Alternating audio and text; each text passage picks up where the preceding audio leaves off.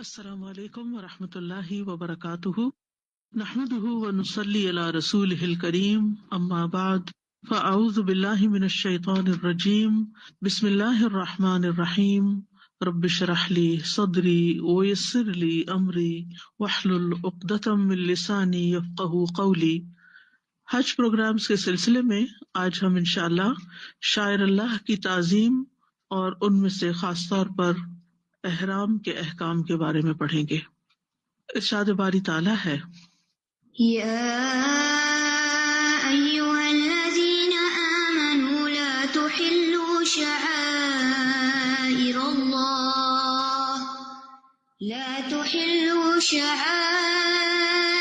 الله ولا الشهر الحرام ولا الهدي ولا القلائد ولا آمين البيت الحرام يبتغون فضلا من ربهم ورضوانا وإذا حللتم فاصطادوا ولا يجرمنكم شنآن قوم أن صدوكم عن المسجد الحرام أن تعتدوا وتعاونوا على البر والتقوى ولا تعاونوا على الإثم والعدوان واتقوا الله إن الله شديد العقاب۔ اے لوگو جو ایمان لائے ہو، اللہ کی نشانیوں کو بے حرمت مت کرو، اور نہ ہی حرمت والے مہینے کی، اور نہ قربانی کے جانوروں کی، اور نہ پٹے والے جانوروں کی، اور نہ بیت الحرام کا ارادہ کرنے والوں کی بے حرمتی کرو، جو اپنے رب سے فضل اور رضامندی چاہتے ہیں۔ اور جب تم احرام کھول دو تو شکار کر سکتے ہو، اور کسی قوم کی دشمنی تمہیں ان سے زیادتی کرنے پر آمادہ نہ کرے کہ انہوں نے تمہیں مسجد حرام سے روکا تھا۔ اور نیکی اور تقوی پر باہم تعاون کرو، اور گناہ اور زیادتی پر ایک دوسرے سے تعاون نہ کرو، اور اللہ سے ڈرو، بے شک اللہ سخت سزا دینے والا ہے۔ اس آیت کریمہ میں اللہ سبحانہ وتعالیٰ نے اہل ایمان کو شاعر اللہ کی تعظیم کا حکم دیا ہے۔ شاعر اللہ کیا ہے؟ شاعر شاعرہ کی جمع ہے، شاعرہ نشانی کو کہتے ہیں۔ وہ تمام علامتیں، وہ تمام نشانات، وہ تمام چیزیں جس سے اسلام کا اظہار ہوتا ہو عمومی طور پر۔ بعض علماء کے نزدیک اس سے مراد اللہ تعالیٰ کی حدود اور اس کے فرائض ہیں، جنہیں اس نے اپنے بندوں پر واجب کیا ہے، تو بندوں پر لازم ہے کہ وہ ان سے تجاوز نہ کریں، اپنے فرائض پورے طور پر ادا کریں۔ اور بعض کے نزدیک اس سے مراد مناسک حج اور حالت احرام میں منع کردہ امور ہیں۔ مراد کیا ہے کہ وہ حج کے مناسک ٹھیک پورے ادا کریں اور احرام کی پابندیوں کا خیال رکھیں۔ اسی طرح یہاں اس آیت کے اندر شاعر اللہ کے بعد الشہر الحرام کی بات کی گئی۔ شہر یہاں اسم جنس ہے، اس لیے حرام مہینے مراد ہیں، یعنی حرمت والے مہینوں کی بھی تعظیم کرو، اللہ نے اس کا بھی حکم دیا ہے۔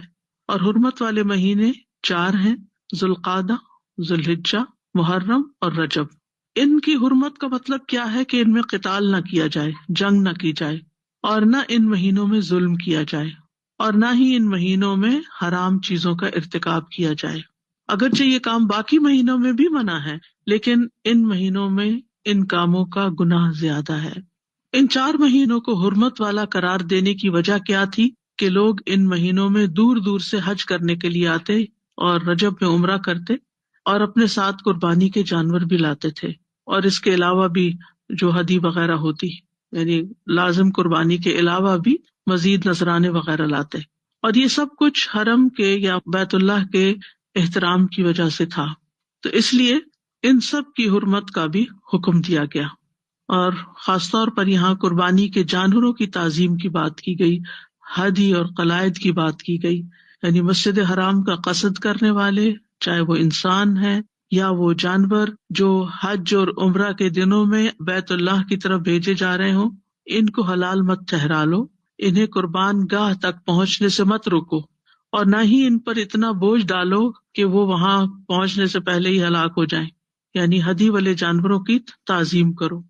تو بیت اللہ میں جو کسی بھی مقصد کے لیے آئے، خواہ وہ تجارت کے لیے آئے یا حج اور عمرہ کے لیے آئے، اس کے ساتھ برائی سے پیش نہ ہو، اس کا احترام کرو، کیونکہ اس شہر کے اندر اللہ کا گھر ہے، اس گھر کا ایک احترام ہے، لہذا جو بھی وہاں پر ہے، چاہے انسان ہے، چاہے جانور ہے، حتیٰ کہ درخت ہیں، پودے ہیں، کانٹے ہیں، وہ بھی قابل احترام ہے کہ ان کو نقصان نہ دو۔ اور اسی طرح یہ کہ بیت اللہ کی طرف جانے والے سارے رستوں کو پرامن بناؤ تاکہ لوگ بیت اللہ کو اطمینان سے جا سکیں اور انہیں راستے میں کسی قتل و غارت کا، کسی لوٹ مار کا، کسی چوری ڈاکے کا خوف نہ ہو۔ اور پھر نیکی اور تقوی کے کاموں میں ایک دوسرے کی مدد کا حکم بھی دیا گیا اور حرام کاموں میں ایک دوسرے سے تعاون سے روکا گیا۔ اس آیت کا پس منظر کچھ یوں ہے کہ کفار نے مسلمانوں کو حج اور عمرہ اور طواف کعبہ سے روک دیا تھا، اور یہ رکاوٹ فتح مکہ تک بدستور قائم رہی سوائے عمرہ قضا کے، کیونکہ حدیبیہ کے سال نبی صلی اللہ علیہ وسلم لوگوں کو عمرے کے لیے لے گئے تھے، لیکن کفار نے جانے نہیں دیا تھا، اندر داخل نہیں ہونے دیا تھا مکہ میں، تو نبی صلی اللہ علیہ وسلم نے پھر ان کے ساتھ ایک معاہدہ کیا جس کی روح سے اگلے سال انہیں عمرہ کرنے کی مخصوص دنوں میں بس اجازت ملی۔ تو حدیبیہ کے موقع پر خاص طور پر ان تمام شعائر کا احترام نہیں کیا گیا، نہ ہدی کے جانوروں کا اور نہ ہی احرام پہنے ہوئے لوگوں کا اور تلبیہ پکارتے ہوئے انسانوں کا، اور ان کے ساتھ عزت و احترام کا معاملہ نہیں کیا گیا کہ ان کو بیت اللہ کی طرف آنے نہیں دیا گیا۔ یعنی اس سے بڑی اہانت کیا ہو سکتی ہے کہ جو اللہ کے گھر کا ارادہ کر کے آ رہے ہیں صرف اس گھر کا طواف کرنے کے لیے یا وہاں عبادت کرنے کے لیے، ان کو وہاں آنے سے روک دیا جائے اور ان کو واپس کر دیا جائے۔ تو یہاں پر اللہ سبحانہ تعالیٰ نے اہل ایمان کو ان تمام کاموں سے، ان تمام باتوں سے منع کر دیا جن کا ارتکاب ان لوگوں نے کیا تھا، اور احکامات کو پوری طرح واضح کر دیا۔ ہم تھوڑی سی مزید ساتھ ساتھ تفصیل دیکھیں گے۔ یا ایھا الذین آمنوا، اے لوگو جو ایمان لائے ہو، لا تحلوا شعائر اللہ، اللہ کے شاعر کو حلال مت قرار دو۔ اور اس آیت کی روح سے اس پس منظر میں یہاں شاعر سے مراد وہ تمام چیزیں ہیں جن کا تعلق حج کے ساتھ ہے یا عمرے کے ساتھ ہے، لیکن عمومی طور پر اس سے وہ ساری چیزیں مراد ہیں جن کا تعلق اللہ تعالیٰ کے ساتھ خاص ہو، اس کے دین کے ساتھ خاص ہو، وہ دین کی علامت ہو۔ کیونکہ شاعر کیا ہے؟ شعیرہ کی جمع ہے، ہر وہ چیز جس پر نشان لگا ہے، یعنی جو ایک علامت ہوتی ہے، جو ایک سمبل ہوتا ہے۔ تو علماء نے شاعر کی کچھ اقسام بیان کی ہیں، کچھ جگہوں کو شاعر قرار دیا کہ وہ دین کے خاص مقامات ہیں، کچھ اوقات کو جن میں خاص عبادات کی جاتی ہیں، اور کچھ ذوات کو، یعنی ان کے اندر وہ علامت پائی جائے۔ تو سب سے پہلے مکانی شاعر، اس سے مراد وہ جگہ ہیں جن کو اللہ تعالیٰ نے عظمت بخشی ہے اور ان کی تعظیم بجا لانے کا حکم دیا ہے، اور حج یا عمرہ ادا کرنے کے عمل میں ان کو علامت بنا دیا ہے۔ مثلا سب سے بڑی علامت اس میں کعبہ شریف ہے، جعل اللہ الکعبۃ البیت الحرام، مسجد حرام ہے، یعنی کعبہ کے ارد گرد جتنی مسجد ہے، مقام ابراہیم ہے، صفا مروہ ہے، ان الصفا والمروۃ من شعائر اللہ، مزدلفہ میں مشعر الحرام ہے، مینا میں جمرات ہیں، مکہ اور مدینہ دونوں ہی حرم ہے، یعنی ان کے مخصوص باؤنڈریز کے اندر جو علاقہ ہے وہ حرم کہلاتا ہے۔ تو یہ سارے کیا ہیں؟ شاعر اللہ۔ ان سب مقامات کی عزت اور احترام ایک مسلمان اہل ایمان پر فرض ہے، لازماً کرنی ہوگی۔ پھر اسی طرح وقت کے اعتبار سے کچھ اوقات محترم ہیں، یعنی وہ شاعر جن کا تعلق وقت کے ساتھ ہے، ان میں حرمت کے مہینے، اور حرمت کے مہینے 4 ہیں جن کا پیچھے ذکر کیا گیا۔ اس کے علاوہ رمضان کے مہینے کو بھی شاعر اللہ میں شمار کیا جاتا ہے، کیونکہ وہ سارا مہینہ جو ہے مسلمانوں کے لیے عبادت کرنے کا ہے، روزہ رکھنے کا، راتوں کو قیام کرنے کا۔ پھر تیسری چیز ذوات کے اعتبار سے، جس میں قربانی کا جانور جن کے گلوں میں کلادہ ڈالا جاتا ہے، یہ بھی اللہ کے شاعر میں سے ہیں۔ تو شاعر میں مناسک حج بھی آ گئے۔ اس سے مراد وہ چیزیں بھی ہیں جنہیں اللہ نے حالت احرام میں حرام ٹھہرایا ہے، یعنی احرام کے اندر جو چیزیں پائی جاتی ہیں، اور اس سے مراد اللہ کا حرم بھی ہے۔ پھر اللہ کی حدود بھی، جیسے حلال، حرام، مباح، ممنوع احکام، ان کو بھی شاعر میں شمار کیا جاتا ہے۔ اور عمومی طور پر اس سے مراد اللہ کا مکمل دین ہے جس کا احترام کرنا چاہیے. لہذا کوئی بھی چیز جو دین کے تعلق سے ہو اس کا احترام ہم پر واجب ہے، اس کا احترام کرنا ہوگا. یعنی چاہے قرآن پاک کی آیات ہوں، اللہ تعالیٰ کے کوئی احکامات ہوں، دین پر چلنے والوں کا کوئی مخصوص حال حلیہ ہو، جیسے مردوں کی داڑھی وغیرہ ہے یا عورتیں حجاب کرتی ہیں، تو یہ بھی شاعر میں سے ہے، یہ بھی علامات ہیں، یہ بھی مسلمانوں کی آئیڈینٹی ہے. تو ان چیزوں کا بھی مذاق نہیں اڑانا چاہیے. اور خاص طور پر یعنی یہ تمام چیزیں، یعنی شاعر کے معنی میں بڑی وسعت ہے، اوقات بھی ہیں، جگہیں بھی ہیں اور کچھ اشیاء بھی ہیں، لیکن خصوصی طور پر حج اور عمرہ کے جو مناسک ہیں ان کی حرمت سب پر لازم ہے. اس میں ہم دیکھتے ہیں کہ حج اور عمرہ کے جو مناسک تھے ان میں مکہ کے قبائل حمص، قریش، خزاع، کنانہ اور عامر بن صعصع حرمت کے مہینوں اور دیگر مہینوں میں ایک دوسرے پر غارت گری کو حلال سمجھتے تھے. حرمت کے مہینوں میں غارت گری کو کیسے انہوں نے حلال کیا تھا؟ نسی کے قانون کے تحت. نسی کا مطلب ہوتا ہے مؤخر کرنا، لیٹ کرنا، ڈیلے کر دینا. مثلاً اگر انہوں نے جنگ شروع کی ہوئی ہے اور بیچ میں رجب کا مہینہ آ گیا جو کہ حرمت والا مہینہ ہے، تو یہ کیا کرتے تھے؟ اس کو ڈیلے کر دیتے تھے. رجب کے بعد کیا آتا ہے؟ شعبان. تو وہ رجب کو شعبان قرار دے دیتے اور شعبان کو رجب بنا لیتے تاکہ اپنی منمانی کر سکیں. تو اس کو اللہ سبحانہ وتعالیٰ نے انما النسیء زیادۃ فی الکفر کہہ کے حرام قرار دے دیا. قرآن مجید میں اس کا ذکر آتا ہے کہ اس طرح نسی کا قانون جو تم نے بنا رکھا ہے، لیکن ان میں سے ایک قبیلہ مضر جو تھا وہ اس کا قائل نہیں تھا. یہی وجہ ہے کہ لوگوں کو اس بات کا شعور رہا کہ حج کے اصل مہینے کون سے ہیں. آپ دیکھیں کہ اگر آپ یہ ڈیلے کرتے ہیں اور کرتے چلے جاتے ہیں، چلے رجب چھوڑیں، اگر آپ ذوالقعدہ یا ذوالحجہ کو آپ محترم قرار دینے کی بجائے ان کو ڈیلے کر دیتے تو لوگوں کو تو حج ہی خراب ہو گیا. اسی لیے جب نبی صلی اللہ علیہ وسلم نے حجۃ الوداع کیا تھا تو آپ نے فرمایا تھا زمانہ گھوم گھام کر اپنی اصل پر آ گیا ہے. یعنی اب سے جو حج ہوگا وہ اپنے اصل مہینے اور اصل دن اور اصل وقت پر ہوگا. تو ان مناسک کے اندر چھیڑ چھاڑ نہیں کر سکتے، ان مہینوں کو آگے پیچھے نہیں کر سکتے، ان دنوں کو آگے پیچھے نہیں کر سکتے. مثلاً ایک بات عام طور پر عوام کرتے ہیں کہ اگر حج اور جمعہ ایک دن آ جائے تو بادشاہ پہ بڑی بھاری ہوتی ہے، اور بعض لوگ پھر اس طرح کی باتیں کرنے لگتے ہیں کہ انہوں نے چاند دیکھنے میں گڑبڑ کی ہے اور یہ ایک دن نہیں چاہتے لہٰذا انہوں نے آگے پیچھے کر دیا ہے. تو اللہ عالم کیا ہے یا نہیں کیا، ہمیں تو پھر اسی کو فالو کرنا ہوتا ہے جو بتایا جاتا ہے. لیکن چونکہ اہل ایمان میں بڑے چھوٹے ذمہ دار منتظمین سبھی شامل ہیں، تو سب کو کیا حکم دیا گیا کہ ان مناسک کا احترام کرنا ہے. یعنی آپ عرفہ کے دن کو یوم النحر نہیں بنا سکتے یا یوم النحر کو عرفہ نہیں بنا سکتے، آگے پیچھے نہیں کر سکتے، ان کا احترام کرنا ہوگا.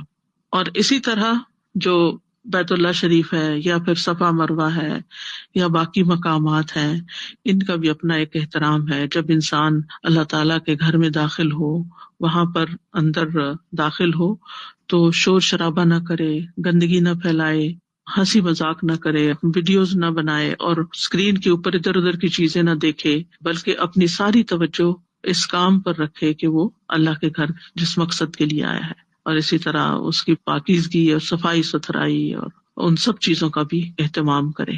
اور خاص طور پر اگر احرام کی حالت میں ہے تو پھر تو اور بھی پابندیاں ہو جاتی ہیں کچھ.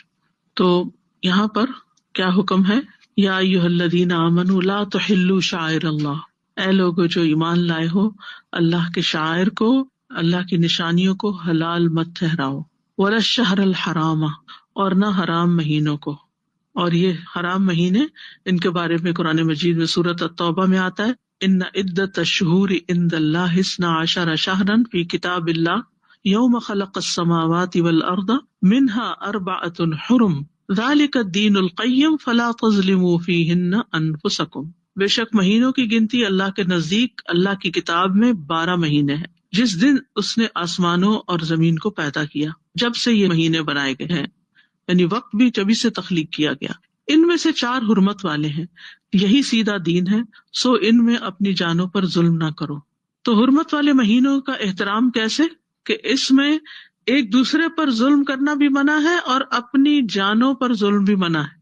اپنی جانوں پر ظلم کیا ہے کہ انسان ان مہینوں میں گناہ کے کام کرے، اگرچہ وہ دوسرے مہینوں میں بھی بنا ہے، لیکن ان مہینوں میں حرمت کی شدت بڑھ جاتی ہے اور جنگ وغیرہ بھی منع ہے۔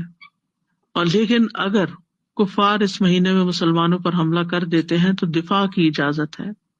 اور ان مہینوں میں قتال کی حرمت قرآن مجید سے ثابت ہے، یسألونک عن الشہر الحرام قتال فیہ قل قتال فیہ کبیر، وہ تجھ سے حرمت والے مہینے کے متعلق اس میں لڑنے کے بارے میں پوچھتے ہیں، کہہ دیجئے اس میں لڑنا بہت برا ہے۔ تو مطلب یہ ہے کہ عام مہینوں کی نسبت حرمت والے مہینے میں کسی بھی قسم کا ظلم، زیادتی اور گناہ کا کام زیادہ بڑا ہے، زیادہ برا ہے۔ حرام مہینوں کے علاوہ کس کو حلال مت کرو، ولل ہدیہ، اور نہ ہدی کو۔ جو جانور مکہ میں قربانی کے لیے لے جائے جا رہے ہوں ان کی حرمت بھی پامال نہ کرو۔ جیسے پہلے میں نے بتایا تھا، ہدی ہدیت ان کی جمع ہے، وہ قربانی جو مکہ لے جائی جاتی ہے یا مکہ میں کی جاتی ہے۔ ہم اپنے گھروں میں عید الاضحیٰ میں جو قربانی کرتے ہیں وہ اضحیہ کہلاتی ہے، تو مراد ہے وہ اونٹ، گائیں، بکریاں، بھیڑیں وغیرہ جنہیں ذبح کرنے کے لیے مکہ لے جایا جاتا ہے۔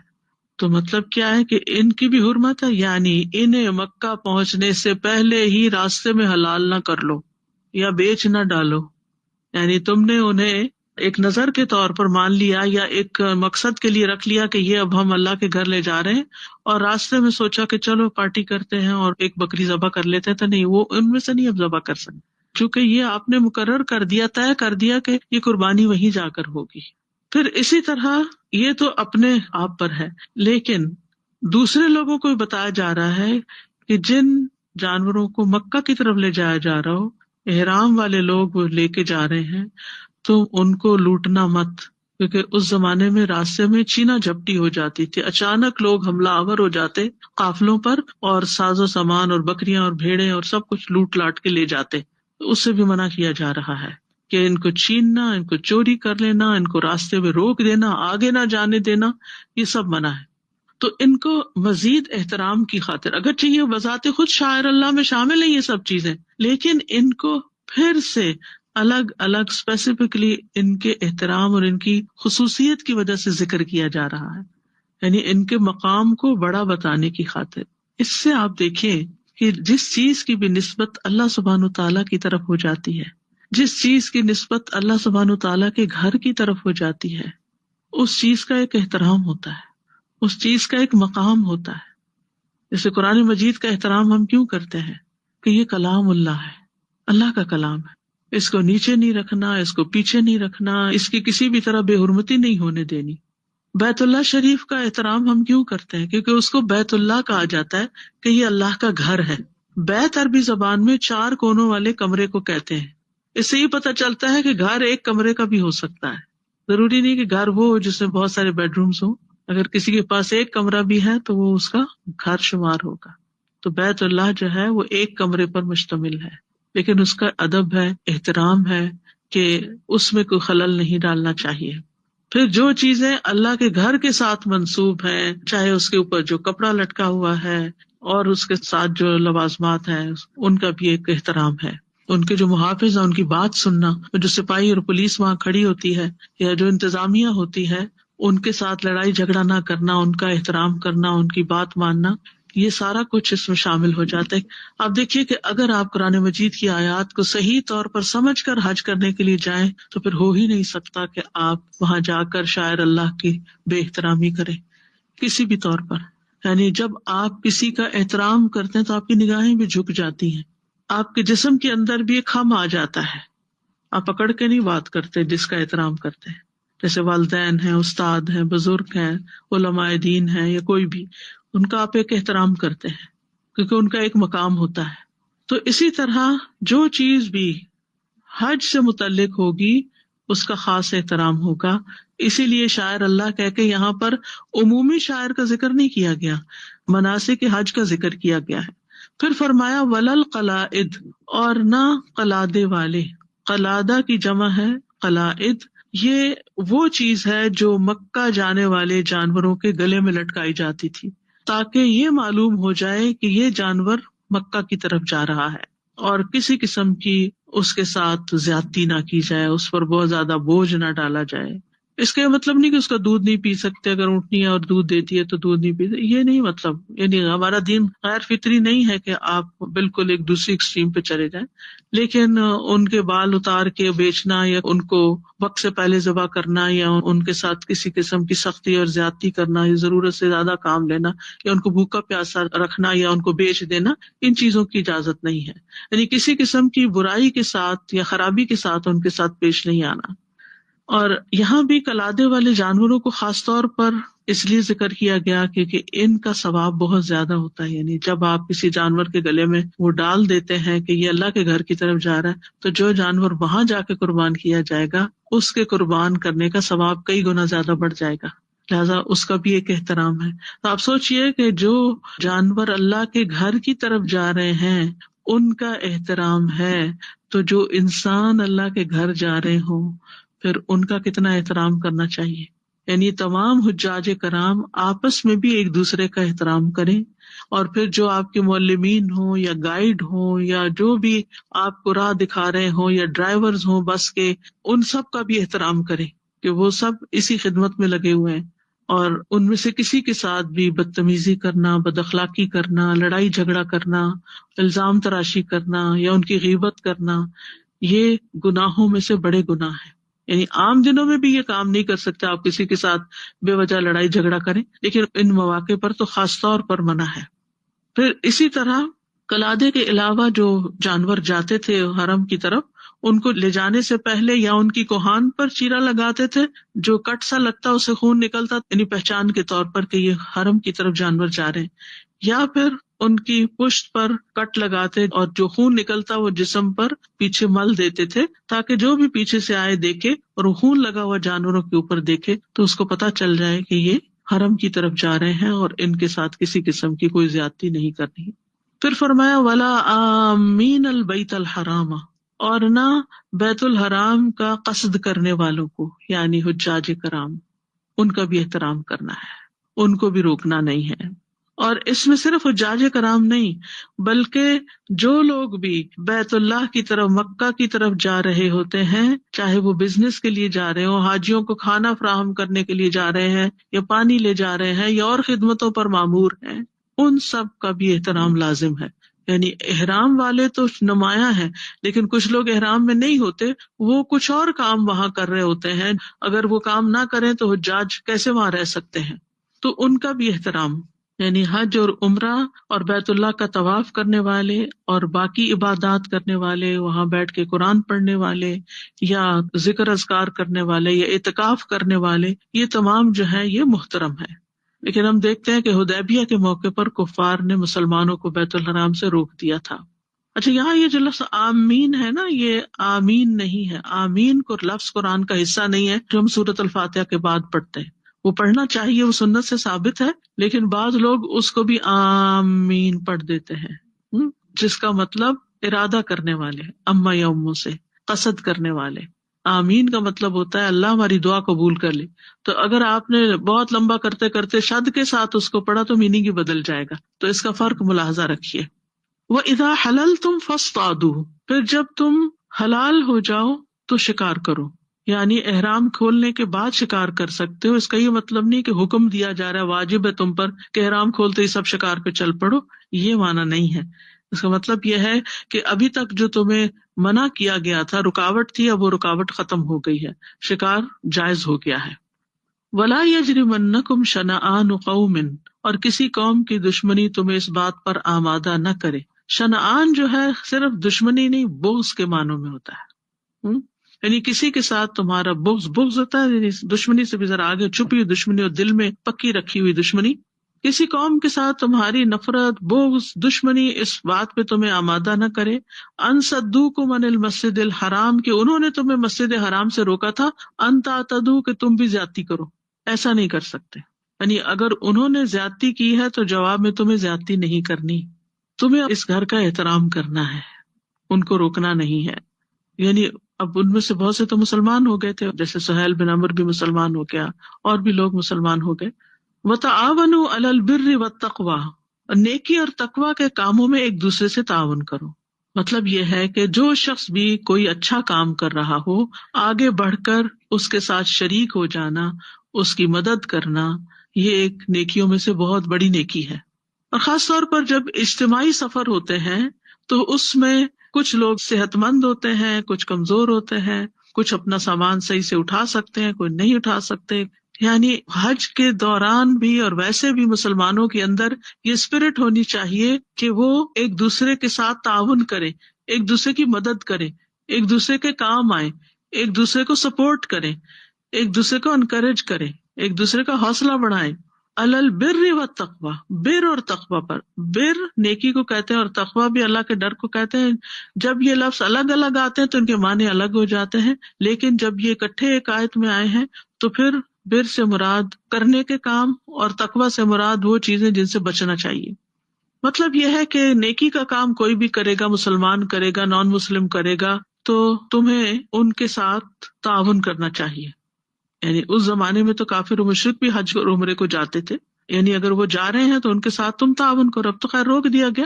وَتَعَاوَنُوا عَلَى الْبِرِّ وَالتَّقْوَىٰ ایک عام وصیت بھی ہے، یعنی صرف حج اور عمرے سے متعلق نہیں بلکہ عام دنوں میں بھی یہ کام کرنا چاہیے۔ جو حج پہ جائیں اور جو نہ جائیں وہ سب اس کا لحاظ رکھیں۔ تو بر سے مراد تمام واجب اور مستحب افعال نیکی کے کام ہیں، اور تقویٰ سے مراد حرام چیزوں کو چھوڑ دینا ہے یہاں۔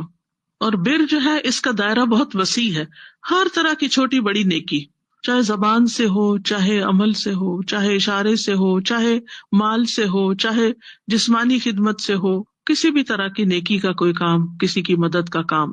ابو موسیٰ اشعری کہتے ہیں نبی صلی اللہ علیہ وسلم نے فرمایا ہر مسلمان پر صدقہ واجب ہے۔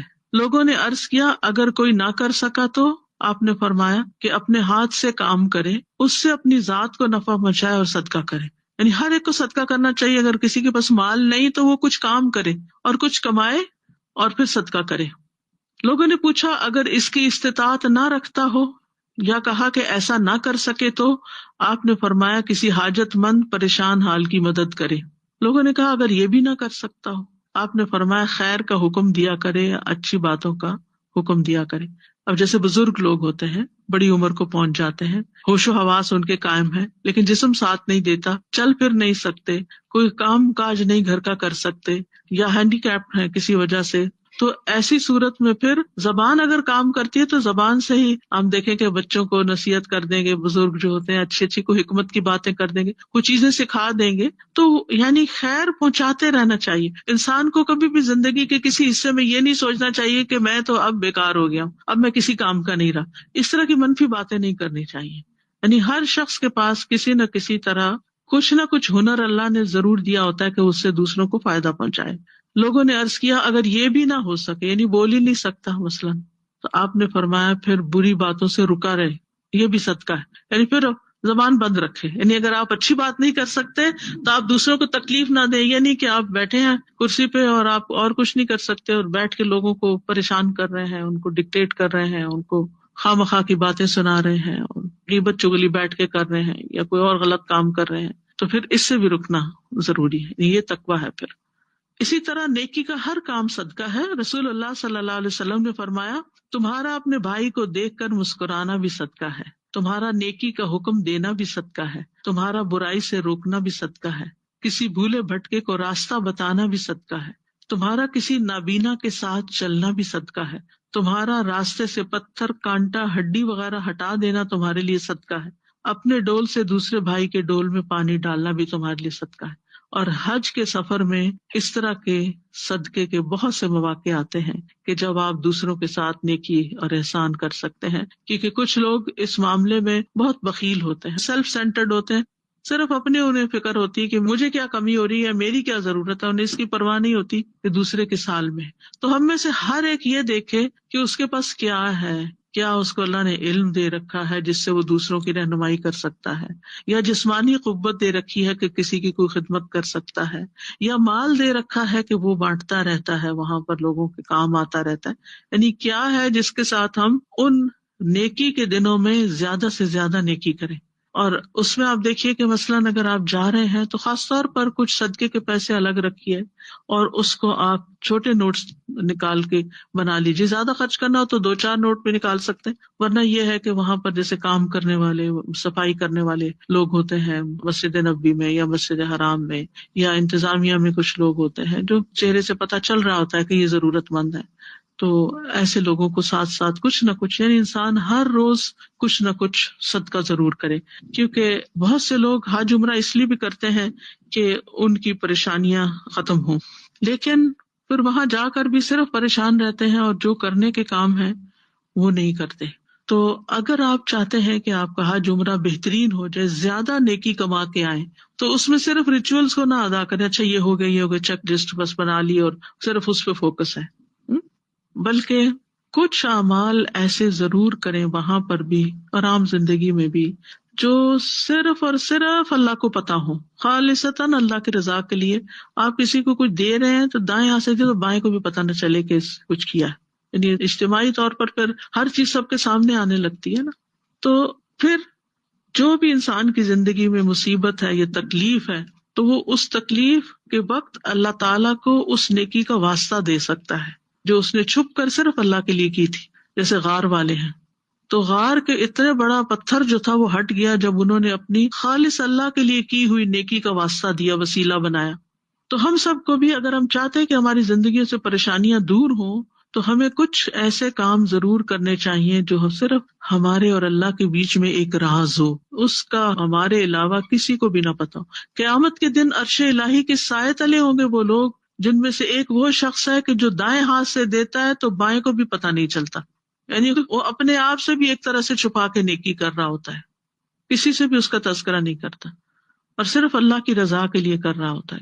کوئی نہیں جانتا کہ اس نے کیا کیا. تو قیامت کے دن پھر اس کی جزا بھی تو یہی ہوگی نا کہ کوئی شخص نہیں جانتا کہ اللہ نے آنکھوں کی ٹھنڈک کا کیسا سامان اس کے لیے چھپا کے رکھا ہوا ہے. تو چھپی نیکیوں کا اپنا ہی ایک مقام ہے، چھپی نیکیوں کی ایک تاثیر ہے. لہذا اگر آپ حج عمرے کے لیے جا رہے ہیں کہ آپ کا کوئی مسئلہ حل ہو جائے، کوئی دعائیں وہاں قبول ہوں، تو دعائیں قبول کرنے کے لیے پھر کوئی نیکیوں کے ایکسٹرا کام بھی کریں، کوئی ایکسٹرا نوافل، کوئی ایکسٹرا طواف، کوئی ایکسٹرا صدقہ خیرات. اور حج پر بھی ہر روز ضرور صدقہ کریں. بعض لوگوں کی عادت ہوتی ہے وہ ہر نماز کے ساتھ صدقہ کرتے ہیں. تو کسی نے بتایا تھا کہ انہیں ایک دن ایک شیخ کے ساتھ ہوٹل سے صرف مسجد تک جانے کا موقع ملا کہ جس میں انہوں نے کیا کیا نیکیوں کے کام کیے اور اس میں سے ایک صدقہ تھا. اور اب تو آپ دیکھیں کہ ایپ کے ذریعے آپ صرف چند کلکس کرتے ہیں اور آپ کا صدقہ کہیں نہ کہیں جہاں آپ نے دیکھا ہو یا جو مواقع سامنے ہو وہاں پہنچ جاتا ہے. وہاں پر اگر آپ دیکھیں تو بعض ہوٹلز کے آس پاس آگے پیچھے بس چھوٹے چھوٹے کیبنز بنے ہوئے ہوتے ہیں، اس میں صدقہ جاریہ کے جو پروجیکٹس ہیں وہ الیبوریٹ کیے ہوتے ہیں انہوں نے، کوئی پانی پلانے کا، کوئی یتیموں کا، کوئی کسی اور طرح کا. تو ایسے مواقع کو بھی انسان کو ضرور کچھ نہ کچھ ڈال دینا چاہیے. ضروری نہیں ہوتا کہ آپ کے پاس ہزاروں ہو تو تبھی ڈالیں، تھوڑا سا بھی تو ڈال دیں، کیونکہ آپ کو نہیں پتا کہ وہ کتنا گرو کر جائے اور اس کے اثرات کہاں کہاں تک پہنچے. کہنے کا مقصد یہ ہے کہ نیکی کے کسی کام کو کوشش کریں کہ ہاتھ سے نہ جائے. پھر آپ دیکھیے کہ اگر کوئی پریشانی ہوتی ہے تو وہاں پر بھی اور یہاں بھی اپنا رخ کعبے کی طرف کر کے بیٹھ جائیں، ذکر اذکار کریں، اللہ کو یاد کریں، اللہ سے دعا کریں اور اللہ تعالیٰ سے فریادیں کریں، تو انشاءاللہ دنیا میں بھی پریشانیاں دور ہوگی. لیکن عموماً ہم یہ ہوتا ہے کہ صرف لوگوں کو پریشانی بتا بتا کے اپنے دل کو ٹھنڈا کرتے ہیں، جبکہ اللہ کو بتانے کی طرف توجہ ذرا کم ہی ہوتی ہے، اس طرف پورا دھیان نہیں ہوتا. تو نیکی کا ہر کام صدقہ ہے. تو تعاونوا علی البر والتقوی، ایک دوسرے کو فیسیلیٹیٹ کریں، انکریج کریں، ایک دوسرے کو راہ دکھائیں. اگر آپ نے کوئی کام کر لیا ہے تو دوسروں کو بھی بتائیں کہ وہاں یہ کام نیکی کا ہو رہا ہے، آپ بھی کر لیں. ولا تعاونوا علی الاثم والعدوان، گناہ اور زیادتی کے کاموں میں، باطل اور حرام کاموں میں ایک دوسرے کی مدد نہ کریں. یعنی وہ نافرمانیاں جو اللہ کے حق سے متعلق ہو یا وہ نافرمانیاں جو بندوں کے حق سے متعلق ہو. اسم جو ہے وہ اللہ کے حق سے متعلق ہے اور عدوان جو ہے یہ بندوں کے حق میں جو زیادتی ہوتی ہے اس کی طرف اشارہ ہے. اور اسم میں صرف اللہ ہی کا حق نہیں، بندوں کا حق بھی شامل ہو جاتا ہے، لیکن دونوں میں گناہ کا عنصر پایا جاتا ہے کہ کسی انسان پر کوئی زیادتی نہ کرے.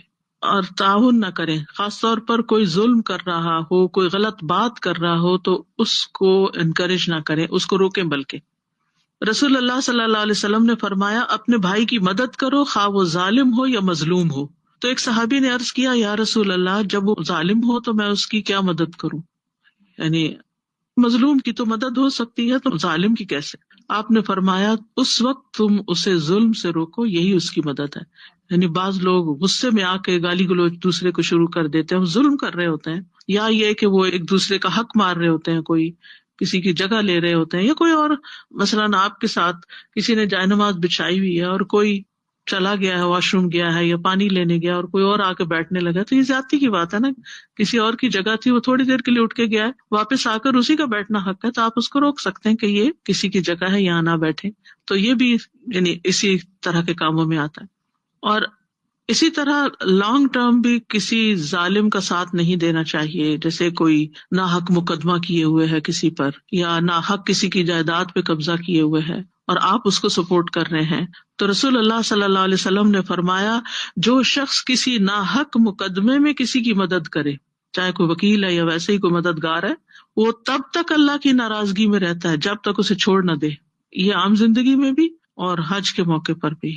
واتقوا اللہ ان اللہ شدید العقاب، اور اللہ سے ڈرو بے شک اللہ سخت سزا والا ہے. یعنی آیت کے اختتام پر اس وعید کو اس لیے لایا گیا تاکہ لوگ گناہ اور ظلم اور زیادتی کے کاموں سے بچیں. تو اس آیت سے ہمیں بہت سے فوائد حاصل ہو رہے ہیں. ایک تو یہ کہ شاعر اللہ کی بے حرمتی حرام ہے. شاعر اللہ کی بے حرمتی ایمان میں نقص کا باعث ہے، کیونکہ یا ایھا الذین آمنوا کہا گیا، تو ہم ایمان کا تقاضا ہی پورا نہیں کر رہے اگر ہم ان کی حرمت کا لحاظ نہیں رکھتے. پھر شاعر اللہ کی تعظیم دراصل ان کی اللہ کی طرف نسبت کی وجہ سے ہے. یعنی ان کو کیوں محترم قرار دیا گیا کہ ان کا اللہ کے ساتھ تعلق ہے، اور جس کا بھی اللہ سبحانہ تعالیٰ کے ساتھ تعلق ہو، چاہے وہ کوئی انسان ہو چاہے وہ کوئی چیز ہو، ان سب کا احترام لازم ہے. پھر حرمت والے مہینوں میں حرمت والی جگہوں پر گناہ اور نافرمانی کے کام زیادہ سنگین ہو جاتے ہیں، ان کی سنگینی بڑھ جاتی ہے. پھر یہ کہ ہدی کے جانوروں کی بے حرمتی بھی نہیں کرنی چاہیے. پھر حجاج اور عمرہ کرنے والوں کا احترام بھی واجب ہے. ولا آمین البیت الحرام، اور مسجد حرام کی طرف اخلاص کے ساتھ قصد کرنا چاہیے، کیونکہ آمین البیت الحرام کے ساتھ کیا فرمایا، یبتغون فضلا من ربہم ورضوانا، کہ وہ اپنے رب کا فضل اور رضامندی چاہتے ہیں، اس لیے وہ جا رہے ہیں.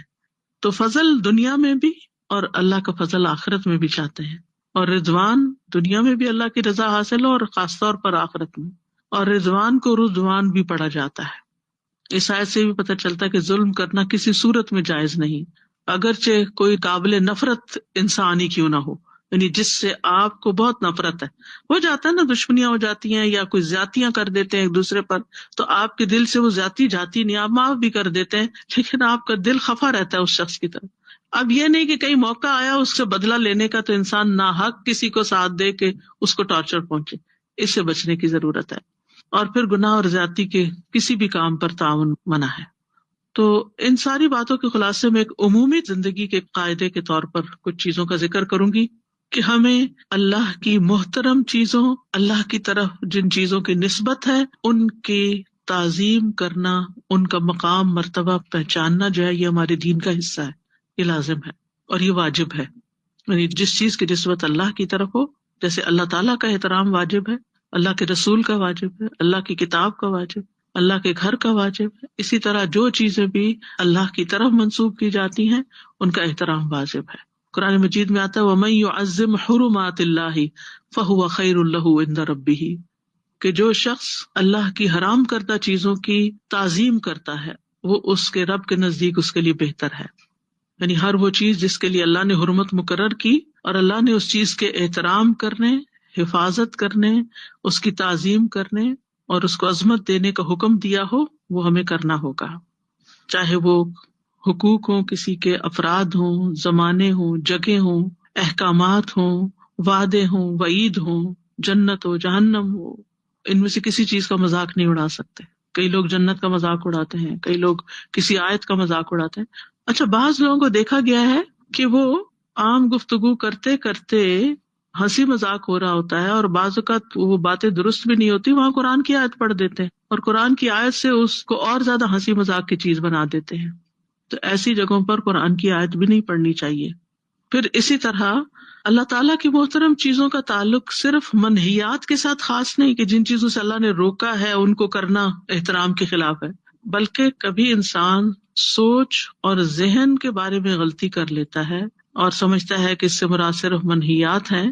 اس میں احکامات بھی شامل ہیں، زمانے اور افراد بھی شامل ہیں. مثلا رمضان کے مہینے کی حرمت کس وجہ سے؟ اس میں قرآن نازل ہوا، اس میں ليلۃ القدر ہے، اس میں عبادت کا ثواب بڑھ جاتا ہے، اس میں روزے رکھے جاتے ہیں، اس میں قیام کیا جاتا ہے. تو روزے کی حرمت میں کیا آتا ہے کہ اگر آپ کا روزہ نہیں بھی تو آپ کیا کریں؟ روزے دار کی طرح رہیں. کھانا ہے نا، اگر کچھ بیمار ہے یا کھانا پینا تو ذرا الگ جا کے کھائیں، سب کے سامنے نہیں کھائیں. اسی لیے آپ دیکھیں کہ اسلامی ممالک میں ہوٹلز کا کاروبار ان دنوں میں دن کو بند کر دیا جاتا ہے، وہ کھانا سرو نہیں کر سکتے. یہ رمضان کے احترام کے طور پر ہوتا ہے. اسی طرح اگر آپ کے گھر میں کوئی بھی روزے سے نہیں تو اس دن کو عام دنوں کی طرح کھانا پکا کے ٹیبل پہ لگا کے سب بیٹھ کے انجوائے کر رہے ہیں، یہ نہ کریں، احترام کریں. اسی طرح اگر کوئی مسافر ہے اور وہ روزے سے نہیں ہے تو بھی حسب ضرورت اگر شدید پیاس نے ستایا ہے یا کچھ تو تھوڑا بہت ادھر ادھر ہو کے کچھ پی لے، لیکن یہ نہیں کہ جو باقی لوگ روزے سے ان سامنے بیٹھ کے تو کھانا پینا شروع کر دے، میں کون سا روزے سے ہوں. اسی طرح حیض والی عورتیں ہیں یا دودھ پلانے والی عورتیں ہیں، اب گھر میں چھوٹے بچے بھی ہیں، کچھ نے روزہ رکھا ہوا ہے کچھ نے نہیں رکھا ہوا، اب وہ ماں بیٹھ کے سب کے سامنے کھا پی رہی ہے تو بچوں کے دل سے تو احترام نکل جائے گا، تو یہ نہیں کر سکتے. اسی طرح قرآن مجید کی ایک تعظیم ہے، جب آپ اس کی تلاوت کر رہے ہوں تو افضل یہ ہے کہ قبلہ رخ کریں. یہ ایکسٹرا حرمت ہے، فرض واجب نہیں آپ پر، لیکن دلوں کا تقویٰ سے ہے. اگر پاسبل ہو تو قبلے کی طرف رخ کر لیں، باوضو ہوں، مسواک کر کے پڑھیں کیونکہ یہ اللہ کا کلام پڑھ رہے ہیں. امام مالک حدیث کی تعلیم کے وقت بھی بہت صفائی ستھرائی کا اہتمام کیا کرتے تھے. ہر روز نیا لباس پہنتے تھے، ان کو اللہ نے دیا اتنا تھا. ان کے شاگرد دنیا بھر میں پھیلے ہوئے تھے اور وہ ہر روز ایک جوڑا صدقہ کر دیتے تھے اور ایک نیا جوڑا پہن لیتے تھے اور خوشبو لگاتے تھے اور پورے احترام کے ساتھ سج بن کے وہ حدیث کی مجلس میں بیٹھتے تھے اور کسی قسم کی کوئی مجلس کے اندر ناپاکی اور گندگی اور یہ کوئی ایسی چیز کی اجازت نہیں تھی. تو اس وقت تک وہ حدیث نہیں پڑھاتے تھے جب تک بہت خوبصورت لباس نہ پہن لیتے اور بہت عمدہ خوشبو نہ لگاتے. اور وہ یہ کس لیے کرتے تھے؟ حدیث کے احترام میں، کیونکہ یہ دین کا شعار ہے. اسی طرح امام بخاری حدیث لکھتے ہوئے کیا کرتے تھے؟ اس وقت تک حدیث نہیں لکھتے تھے جب تک غسل نہیں کر لیتے تھے اور اس کے لیے خوب تیار نہیں ہوتے تھے. اور یہ اس وجہ سے تھا کہ وہ حدیث کا احترام کرتے تھے. تو اس لیے ہمیں دین کی تعلیم دیتے اور لیتے وقت بھی اس کا ایک احترام کرنا چاہیے. اور جن جگہوں پہ دین پڑھایا جاتا ہے، جن ڈیسک پہ آپ بیٹھتے ہیں، ان کا بھی ایک احترام ہے کہ ان پہ اسکریبل نہ کریں یا دیواروں پہ یا کارپیٹ پہ کچھ نہ پھینکیں، یعنی ہر لحاظ سے صفائی ستھرائی کا اہتمام کریں. ایسی جگہیں آپ کے گھر سے بھی زیادہ حقدار ہیں کہ ان کی حفاظت کی جائے. پھر تیسری چیز یہ ہے کہ اللہ تعالیٰ کی حرمتوں کی تعظیم ان کی تکمیل اور حفاظت پر مشتمل ہے. یعنی جو کام آپ شروع کریں ان کو مکمل کریں، حکم کو مکمل طور پر بجا لیں. مثلا حج اور عمرہ شروع کیا ہے تو کیا کریں؟ قرآن کا حکم کیا ہے؟ وَأَتِمُّ الْحَجَّ وَالْعُمْرَةَ لِلَّهِ. یہ نہیں آپ گئے ہیں، احرام پہنا ہے، طواف کیا، آپ کہتے بھی بہت رش ہے، میں تو صحیح نہیں کر سکتا. آپ ایسا نہیں ہو سکتا. یا کچھ مناسک کریں اور کچھ کہیں اچھا دم دے دیں گے ہم، ایزی ہوئے چلے جاتے ہیں. نہیں، جان بوجھ کے ایسا نہ کریں، اللہ ہی کہ آپ کی کوئی معذوری ہو، کوئی مجبوری ہو. ہاں، رمی پہ ڈپیوٹ کر، عام طور پر لوگ رمی تم جا رہی ہو تم میری بھی کر لینا، یہ 7 کنکریاں لے جاؤ میری بھی مار کے آ جاؤ، میں نے نیابتاً پکوا دی، میں نے اپنے ہسبینڈ کو دے دی. نہیں، اگر آپ میں سکت ہے، آپ چل سکتے ہیں، آپ ویل چیئر پہ جا سکتے ہیں، آپ کسی کارٹ پہ بیٹھ کے آپ کچھ کر سکتے ہیں، تھوڑی تکلیف اٹھائیں اور پہنچے، خود ماریں. یعنی حکم کو مکمل کریں. اسی طرح نماز شروع کی ہے تو اسے کمپلیٹ کریں، بیچوں نماز مت توڑیں. روزہ رکھا ہے کمپلیٹ کریں، اللہ یہ کہ بہت شدید کوئی بیماری آ گئی ہے. اور دوسری شق اس کی ہے کہ اس کی حفاظت کریں. پھر اسی طرح نماز کی تعظیم کریں، ٹھیک ہے، اس کے ارکان، اس کی سنتیں، اس کے واجبات ادا کیے جائیں، وقت پر نماز شروع کی جائے. نماز سے محبت ہونی چاہیے، جلدی نہیں مچانی چاہیے. ان مقامات سے محبت کریں جہاں نماز ادا کی جاتی ہے، اس کا بھی احترام کریں، اس کی بھی صفائی ستھرائی کا خیال کریں. اسی لیے مسجد کو صاف ستھرا رکھنا، اس میں خوشبو لگانا، یہ بھی تقوی کی علامت ہے. پھر اسی طرح یہ ہے کہ نماز میں جن چیزوں سے منع کیا گیا ہے ان سے بچنا بھی ضروری ہے، جیسے نماز کے بیچ میں بات کرنا یا ادھر ادھر دیکھنا. پھر اسی طرح اگر کوئی نمازی نماز پڑھ رہا ہے تو اس کے پاس شور ہنگامہ نہ کرے. نمازی کو بھی چاہیے کہ وہ الگ جگہ جا کے پڑھے، لیکن اگر کوئی اور جگہ ہے نہیں اور وہ بیچ میں پڑھ رہا ہے تو آپ نے دیکھا ہوگا بعض اوقات اگر لوگ باتیں کرے تو نمازی کو ایسا خلل ہوتا ہے اسے سمجھ ہی نہیں آتی وہ کیا پڑھ رہا ہے. تو آپ خود دیکھ لیں. اسی طرح اگر کوئی تلاوت کرے تو اس کے پاس اونچی آواز سے باتیں نہ کریں، یہ بھی اس کی تعظیم میں سے ہے. تو عبادت کو اس کا حق دینا، اس کو مکمل کرنا، یہ اس کی تعظیم میں سے ہے، اور اس میں دوام اختیار کرنا. نبی صلی اللہ علیہ وسلم جو نوافل شروع کرتے یا وتر ان کو سفر میں بھی ادا کرتے تھے، سواری پر بھی ادا کرتے تھے، چھوڑتے نہیں تھے. اسی طرح اللہ سبحانہ تعالیٰ نے اپنی عبادت کے علاوہ والدین کے ساتھ احسان کا حکم دیا ہے. وَاعْبُدُوا اللَّهَ وَلَا تُشْرِكُوا بِهِ شَيْئًا وَبِالْوَالِدَيْنِ إِحْسَانًا. تو والدین کی فرما برداری کرنا یہ بھی ان کی تعظیم میں سے ہے، ٹھیک ہے، اور ان کے ساتھ بد اخلاقی نہ برتنا. اسی طرح رشتہ دار اور باقی جن کا بھی حکم دیا گیا ہے. پھر نیکی کے جتنے بھی مواقع اور کام ہوں ان کی تعظیم کرنا، ان کو حقیر نہ جاننا. حدیث میں آتا ہے لا تحتقرن من المعروف شیئا ولو ان تلقى اخاك بوجه طلق. نیکی کے کسی کام کو حقیر نہ سمجھو، خواہ اپنے بھائی کو مسکرا کے دیکھنا ہی کیوں نہ ہو. پھر علم کی تعظیم کرنا، علم کو وقت دینا، علم والوں کو وقت دینا، علم والوں کو عزت دینا. یعنی اگر کوئی آپ سے زیادہ جانتا ہے یا علم میں آگے ہے تو اس کو عزت دینا. پھر علمی کتابوں کی تعظیم کرنا، یہ نہیں کہ ان کو جوتوں والی الماری میں رکھ دے انسان یا نیچے کہیں پھینک دے، نہیں، ان کا بھی احترام کرنا. پھر اسی طرح کچھ اعمال القلب ہوتے ہیں جیسے نیت ہے، تو اپنی نیت کی حفاظت کرنا یہ اس کی تعظیم میں سے ہے. پھر اپنے عمل کی حفاظت کرنا، احسان نہ جتانا. پھر اسی طرح اللہ تعالیٰ کی تعظیم میں شامل ہے کہ اللہ تعالیٰ کی پہچان کی جائے، یعنی اللہ تعالیٰ کے اسماء و صفات کا مطالعہ کیا جائے تاکہ پتہ چلے. مثلاً اللہ تعالیٰ العلیم ہے تو اس کے علم میں کوئی نقص نہیں، وہ سمیع اور بصیر ہے تو اس کے سمع اور بصر میں کوئی کمی نہیں، کمال ہے. یعنی اچھی طرح اللہ تعالیٰ کی پہچان کرنا یہ بھی اس کی تعظیم میں سے ہے، کیونکہ تعظیم میں خوف اور محبت دونوں شامل ہوتے ہیں. یعنی ایک طرف ڈر بھی ہو اور ایک طرف محبت بھی ہو. تعظیم میں صرف آرٹیفیشل رسپیکٹ نہیں بلکہ دل سے ہو. محبت کیا کہ محبت کے ساتھ کر رہے ہیں، اگر کوئی چیز اٹھا رہے ہیں رکھ رہے ہیں، اور خوف کیا کہ کہیں مجھ سے کوئی غلطی نہ ہو جائے اس میں یا کوتاہی نہ ہو جائے. پھر اسی طرح اللہ تعالیٰ کے کلام کی، آیات کی، اس کے اندر جو احکامات ہیں ان کی مخالفت نہ کی جائے اور اس کی حرمتوں کی مخالفت نہ کی جائے. تو یہ ساری چیزیں شاعر اللہ کی تعظیم میں آتی ہیں. یعنی ایک تو میں نے بتا دیا نا جو حج سے متعلق ہیں جو آیت میں آئی، لیکن مزید فائدے کے لیے کہ عام روزمرہ زندگی میں ہم اس حکم پر کیسے عمل کریں، کیونکہ لا تحلوا شعائر اللہ عام حکم ہے، اور پھر اس کے بعد حج کے مناسک کا بتا دیا گیا. آج پڑھ کے ایسا لگ رہا ہے جیسے ہمارے دین میں جو ادب کا ایک مقام ہے اور جو ایک احترام ہے کتنا ایویڈنٹ ہے نا. اور یہ کہ بعض دفعہ جیسے حج کتنی بڑی ایک عبادت ہے، واقعی ایسا لگتا ہے ایک فرض شعوری ادا کرنے جا رہے ہیں، کیونکہ باقی چیزیں شاید ہم کر لیتے ہیں اور سیکھ لیتے ہیں بچپن سے، لیکن یہ مینٹلی بھی تیار ہوتے ہیں، فائنینشیل بھی پریپیئر ہوتے ہیں، جسمانی طور پہ بھی اپنے آپ کو ریڈی کرتے ہیں، اور سبحان اللہ وہ ادا کر نہیں سکتے جب تک کہ ڈے ٹو ڈے بیسس پہ ہم اس کے لیے تیار نہ ہو یا وہ ہمارے اندر روح نہ ہو. جی وہ وہاں جا کے ہو نہیں پاتا. آپ بتا رہے تھے نا جیسے پرٹیکولرلی یہ سب آیا ہے کہ شاعر اللہ کا، پھر شاعر الحرام، ہدیہ، قلائد، اور پھر آمین، کہ اس میں ایسا لگ رہا تھا جیسے ہم سب وقف ہو گئے اللہ تعالیٰ کی راہ میں، یعنی کہ وی آر جسٹ انویسٹڈ فی سبیل اللہ، اور we have to really understand کہ کیا اس کے پھر حقوق ہیں یا کیا اس کے اس کو بفٹنگ ہے. اینڈ تقویٰ کا بھی ایسا ہی تھا جیسے آپ نیکی کا اس کو کہتے کہ واقعی وہ بھی زندگی میں انسان جب تک کہ ڈے ٹو ڈے بیسس میں اپنے اندر انکلکیٹ نہیں کر لیتا دین وہ وہاں بھی پھر مینیفیسٹ نہیں کر پاتا بعض دفعہ. تو اللہ تعالیٰ ہم سب کو کہا گیا نا زاد راہ کے طور پہ تقویٰ لے جاؤ، تو پہلے گھر میں کہیں ہوگا تو پھر ساتھ لے جائیں گے نا. اگر اپنی روزمرہ کی زندگی میں نہیں تو ساتھ کیسے لے جائیں گے؟ استاذہ جی یہ اجتماعی سفر اور اس کے ساتھ تعاون جو تھا یہ بہت مجھے کلک کر رہا تھا کہ it's like a team work. ہم وہاں پہ بھی ہوتے ہیں نا تو ایک دوسرے کو کام دے رہے ہوتے ہیں کہ تم یہ کر لو، یا ہماری اپنی تو کوئی گھر نہیں ہوتا وہاں پہ یا اپنی کوئی جگہ نہیں ہوتی. سیم گوز ایوری ویئر جہاں بھی ہم کام کر رہے ہوتے ہیں، جہاں اللہ کی خاطر کام کر رہے ہوتے ہیں، تو ہم اجتماعی کام کرتے ہیں.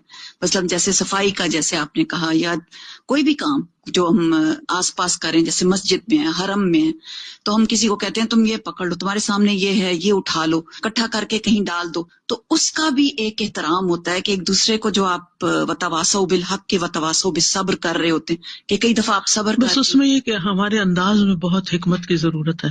بعض اوقات آپ ایک نیکی کا کام کسی کو بتا رہے ہوتے ہیں، لیکن ایسے طریقے سے بتاتے ہیں کہ دوسرا جل اٹھتا ہے، دوسرے کو لگ جاتی ہے، دوسرا ہرٹ ہو جاتا ہے. یعنی بجائے اس کے کہ آپ حکم دیں کسی کو کہ یہ کرو وہ کرو، تو آپ کو کرنا چاہیے کیا خیال ہے ایسا نہ کر لیں، کیا خیال ہے یہ نہ کر لیں. یعنی دوسرے کا بھی خیال لیں، دوسرے کا بھی مشورہ لیں، دوسرے کو موٹیویٹ کریں، نہ کہ وہ یہ سمجھے کہ مجھے حقیر سمجھا جا رہا ہے اور مجھے حکم دیا جا رہا ہے. اس سے بچنے کی ضرورت ہے. سازا جی، یہ جو آپ کی نصیحت تھی کہ روزانہ کوشش کریں کہ وہاں پہ موقع ملے تو کوئی نہ کوئی چھوٹے سے چھوٹا بھی صدقہ اگر کر سکیں تو ضرور اس میں اپنے آپ کو شامل کریں، بجائے اس کے کہ بس دیکھیں کہ ہمیں کچھ فری میں مل رہا ہے وہاں پہ تو وہ لے لیں، خود بھی اس کا پارٹ بننے کی کوشش کریں. اچھا، ایک سوال میرا بس یہ کسوا کے بارے میں کہ شاعر اللہ کا حصہ ہے یہ بھی، تو اب وہاں پہ عموماً یہ ہوتا ہے جب وہ تبدیل کرتے ہیں کسوا کو تو اس کے چھوٹے چھوٹے بعض اوقات پیس لوگ کاٹ کے لے آتے ہیں، پھر وہ تبرک کے طور پہ دیتے ہیں، تو وہ اس کو ہم جیسے فریم کر یہ نہیں کہ گھر لا کے کہیں بھی پھینک دیں، اس کو ہم سجا سکتے ہیں، کہیں ڈیکور لگا سکتے ہیں، فریم کر سکتے ہیں. نشانی. مجھے ایک دفعہ گفٹ ملا تھا جو بڑا والا ٹوکرا نہیں ہوتا، تو الحمدللہ وہ الہدیٰ اسلام آباد کی جو ریسپشن ہے اس پہ انٹر ہوتے ہیں تو سامنے لگا ہوا ہے. صدقے کی جیسے بات ہو رہی تھی استاد جی، ابھی جیسے سب لوگ جائیں گے، آپ اگر نہیں بھی جا رہے تو آپ بھجوا بھی سکتے ہیں. جی ہاں، بھجوا بھی سکتے ہیں، بالکل کسی کے ہاتھ بھی بھیج سکتے ہیں. کوئی جا رہا ہو، کوئی آپ کا رشتہ دار جا رہا ہو، کوئی دوست جا رہا ہو، آپ اس کو پیسے دے سکتے ہیں کہ یہ میری طرف سے وہاں پر، کیونکہ وہ مقام وہاں پر عبادت جو ہے، صدقہ ہو، قربانی ہو، کچھ بھی ہو، اس کا اجر کئی گنا زیادہ بڑھ جاتا ہے. اور اسی طرح جو آپ کے ضرورت مند رشتہ دار ہوتے ہیں ان کو، مثلاً پاکستان سے لوگ بہت مشکل سے پیسے جمع کر کے حج کے لیے جاتے ہیں، اور پھر بعض اوقات ایسا ہوتا ہے کہ اعلان ہوتا ہے تو وہ قیمتیں اور بڑی بھی ہوتی، بعض اوقات چھوٹا موٹا قرضہ بھی لے کے جانا پڑتا ہے، اور بعض اوقات وہاں تک پہنچتے ہیں تو کھانا پینا بھی ان کے لیے کئی دفعہ مشکل ہو جاتا ہے، ہینڈ ٹو ماؤتھ ہوتے ہیں، تو ان کے ذریعے بھی صدقہ کروا سکتے ہیں. اور ان کو دینا بھی وہ اس طرح کا صدقہ تو نہیں جیسے غریب کو صدقہ دیتے ہیں، لیکن جو آپ وما تفعلوا من خیر یعلمہ اللہ، جو بھی نیکی کا کام کرو گے اللہ اس کو جانتا ہے، تو آپ ان کو سپورٹ کرنے کے لیے بھی دے سکتے ہیں کہ وہ وہاں کھلے ہاتھ سے اوروں کو بھی کھلائیں، خود بھی کھائیں، یا کہیں بھی خرچ کریں، یہ بھی اس میں شامل ہو سکتا ہے. یا کوئی جا رہا ہے حج پر تو اس کے حج کے خرچے میں کچھ شریک ہو جائیں یا کچھ بھی.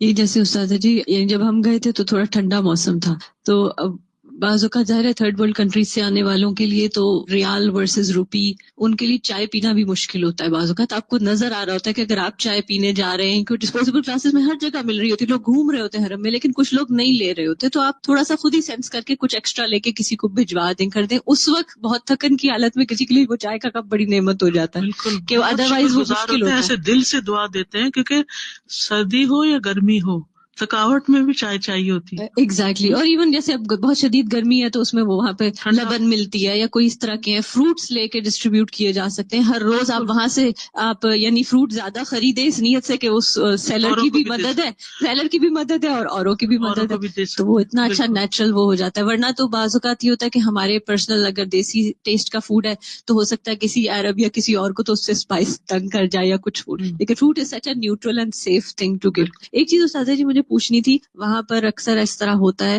کہ کوئی نہ کوئی حضرات ہمارے اپنے بیک ہوم کے کہ وہ مانگنا یا کوئی اس طرح کی چیزیں شروع کرتے ہیں، پھر کچھ مرد حضرات تو وہ ان کو پھر دھمکی دینے لگتے ہیں کہ میں ابھی شرطا کو بلاتا ہوں، یہ چیز یہاں نہ کرو، یہ تھنگز لائک دیٹ. تو اس بارے میں یعنی میں ہمیشہ کہتی ہوں کہ فرگیو کرنے چھوڑیں. ہاں، ایک عمومی سی بات ہے، اما السائل فلا تنہر، آپ کچھ دے سکتے ہیں دے دیں، نہیں دے سکتے خاموشی اختیار کریں، تو آپ سین نہ کریٹ کریں، لیکن سین نہ کریٹ کریں، اور نہ ہی آپ کے اوپر ذمہ داری ہے کہ آپ جا کے کسی کو انفارم کریں یا اسے پکڑوائیں. ایگزیکٹلی. ہاں، یہ چیز وہ کوئی ایسا گناہ نہیں کر رہا کہ جو قابل فوجداری جرم ہو یا کچھ. جی اور ایون وہ وہاں پر ہے نا کہ جیسے سعودی گورنمنٹ کی طرف سے مسجد نبوی کے باہر یا شاید حرم کے قریب بھی وہ جو چھوٹے چھوٹے لے کے بیٹھ جاتے ہیں رومال بچھا کے سسی سسی چیزیں بیچ رہے ہوتے ہیں. اب دے ناٹ الاؤڈ ٹو. تو ہوتا کیا ہے کہ وہ جو نماز کا امیڈیٹ ٹائم پہلے اور بعد کا اتنے رش میں وہ لوگ آ کے فٹافٹ بچھاتے ہیں اور اس کے بعد جتنی دیر میں پولیس آ رہی ہوتی ہے وہ لوگ اٹھ کے بھاگ رہے ہوتے ہیں. تو اس میں بھی میں نے بعض اوقات بعض لوگوں کو دیکھا کہ یعنی وہی ایک شاید لا علمی یا نادانی یا وہ ایک ہمارا ایک جو موب مینٹالٹی ہوتی ہے کہ بلا وجہ آپ کا کوئی کنسرن نہیں ہے, آپ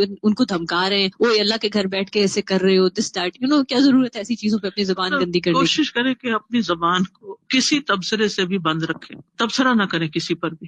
یاد ہے کہ اتفاق نہیں تھا, کوئی بھی نہیں تھا, تو ہم نے بلکہ کسی سے پوچھا کہ وہ سارے کہاں چلے گئے جو مانگنے والے تھے, اور وہ ہم ان سے کبھی مسواک لے لیا کرتے تھے, کوئی چیز لے لیا کرتے تھے, تو وہ کدھر لوگ ہیں؟ انہوں نے کہا کہ انہوں کو اریسٹ کر لیا گیا اور ان میں سے اکثر لوگ جو ہیں وہاں جیل میں ہیں, ان کے پاس پیسے بھی نہیں ہیں نکالنے کے لیے. تو اللہ معاف کر دے, وہ لوگ بھی اب جو مانگ رہے ہیں وہ تو جینوئن ہی لگ رہا ہوتا ہے. اور ایک اور بڑا اچھا آئیڈیا آیا تھا کہ میں ابائے لے جاتی تھی, تو ہمارے جو وہاں پہ عورتیں ہیں اچھی خاصی ٹھیک ٹھاک ہوتی ہیں, لیکن وہ بائے نہیں پہنے ہوتے, وائٹ کپڑے پہنے ہوتے ہیں, اور وائٹ سے ان کے بال بھی نظر آ رہے ہوتے ہیں اور سب. تو ان کو سمجھا کے تو اپنے یا تو پہنے ہوئے بھی دے سکتے ہیں اور پھر نئے بھی لے کے دے سکتے ہیں ان کو. تو یہ بھی بہت اچھا صدقہ جاری ہے. سازن جب میں نے حج کیا تھا تو 15 سال پہلے کی بات ہے, تو مجھے اس وقت یہ نہیں پتا تھا کہ ڈوز اور ڈونٹس ہوتے کیا ہیں. بعد میں جا کے مجھے یہ سب پتا چلا. اس وقت میری بیٹی 1.5 سال کی تھی. تو مجھے اب ایسی فیلنگ آتی ہے کہ مجھے نہیں لگتا کہ میں نے صحیح طور پر حج کا حق ادا کیا ہے یا اس کی تعظیم کی ہے, کیونکہ بہت ساری چیزیں جو نہیں بھی کرنی تھی, جو مجھے پتا چلتا ہے کہ اتنا نہیں بولنا چاہیے تھا, اور پوری کانسنٹریشن یہ کلمات پڑھنے چاہیے تھے, اور میں بیٹی میں لگی رہی زیادہ, اور بات بھی ہوتی عورتیں کرتی رہتی تھی اب نے کیا بولا اور کیا نہیں بولا. تو مجھے یہ فیلنگ آتی ہے کہ کیا مجھے پھر سے وہ حج کرنا چاہیے, یا میں نے اس کا حق ادا نہیں کیا حج کا, یا کر لے تو اچھا ہے, اگر استطاعت ہو تو چلی رہے. جی ویسے بھی ہے نا کہ حج اور عمرہ جو ہے وہ زندگی میں اگر موقع ملے تو ایک سے زیادہ دفعہ بھی کیا جائے.